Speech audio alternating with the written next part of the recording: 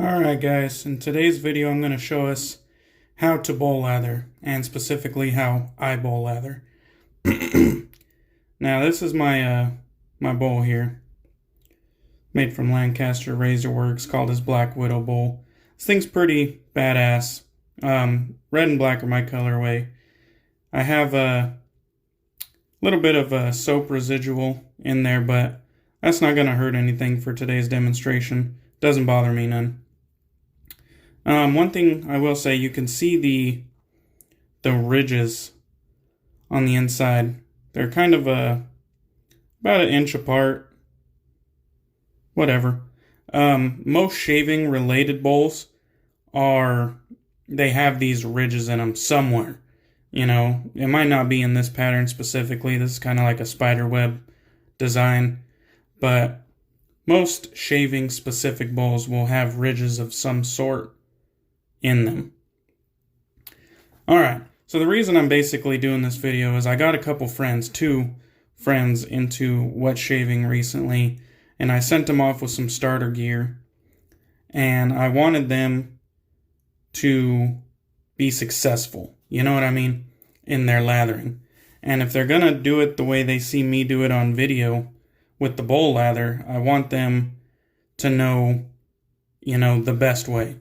So what I'm going to be doing today, I'll set the bowl aside. I'm going to be using some Stirling Mountain Man. Stirling Soap Company is pretty much in every wet shaver's den, and especially in newbies' dens, because this is probably the top recommended soap for newbies, is Stirling Soap Company. That could be any scent, that's not really what matters, but Stirling Soap Company is pretty much what everybody recommends to newbies.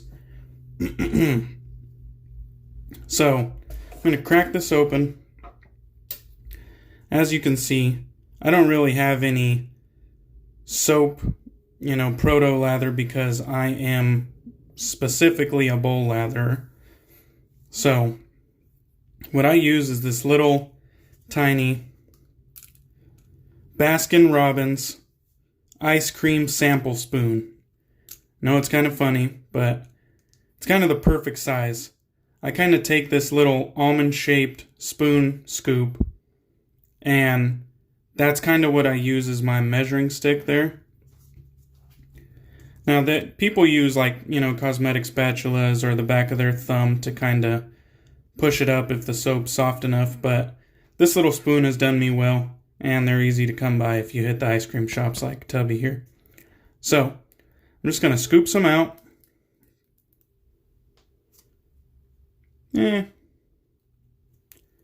That's good. Set the puck aside. So when I say it's about an almond size, I fold it over like that. So, it's about the size of an almond. Now, peel that off.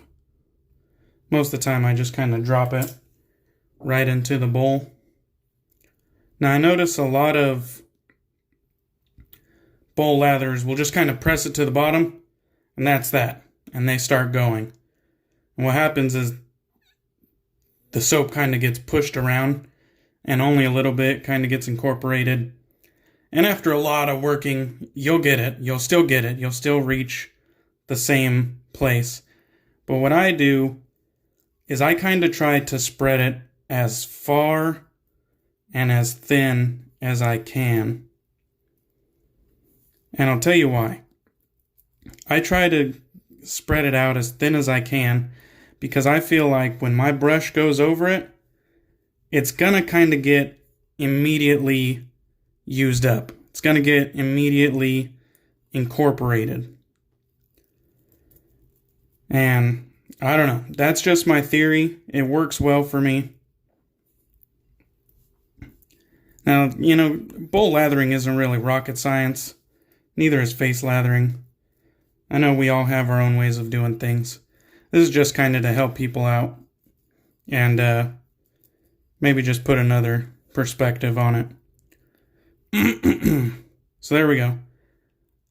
In most places you could see right through to the bowl underneath. I tried to spread it far and thin. Let me kind of dry off my finger here.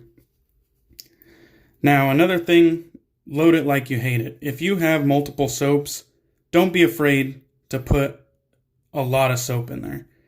You know, it might not take that much to get lather for a 3-pass shave, but if you have more than you need, you'll always be good. And if you have, less than you need, you'll have to go back. It'll be a whole headache. It's not the end of the world, but don't be afraid to put too much. Load it like you hate it, like the stallion Anthony Esposito says.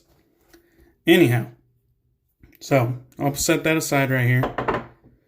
I'm just going to be using a synthetic brush. The handle doesn't matter.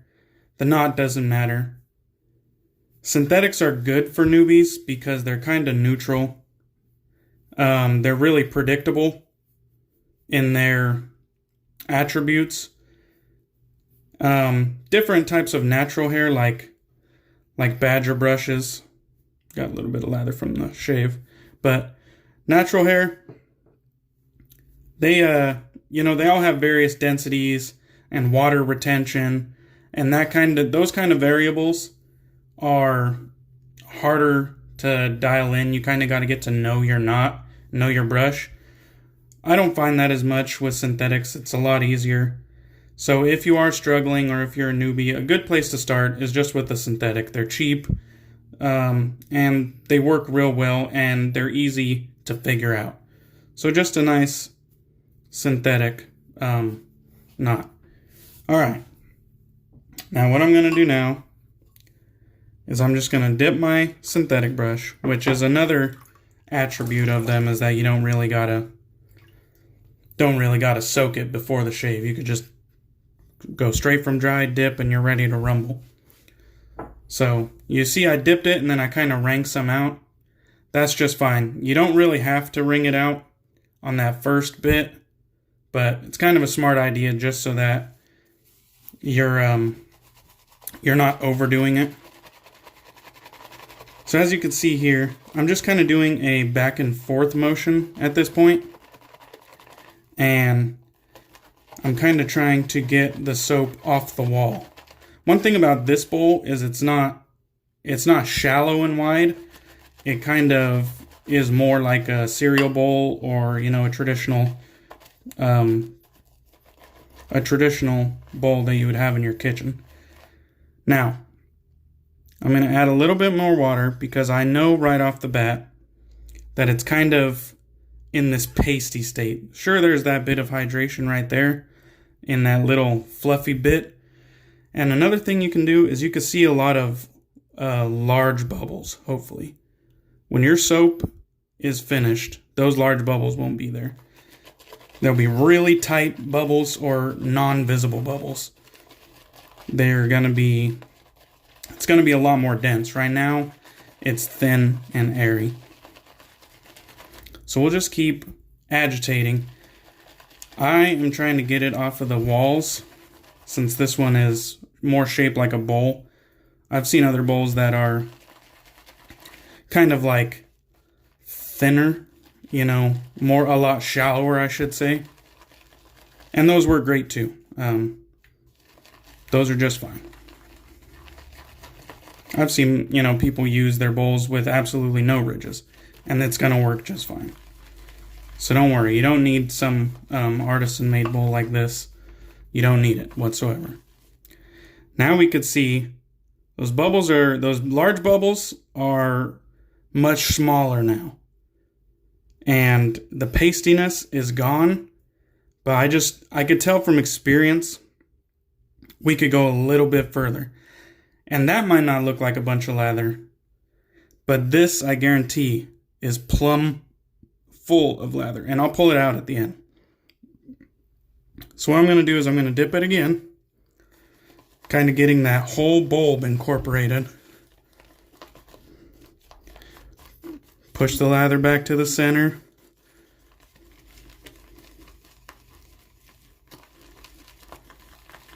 Kind of pinpoint the middle. Push the lather back to the center. Work it around the edges. And I hope this is staying in frame, but all right. Now I know we're there. I know.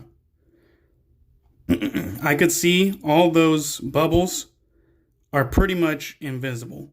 It's a dense, gooey layer now, and I'm going to extract it so you could see that. I'm going to pull some off the ridges here.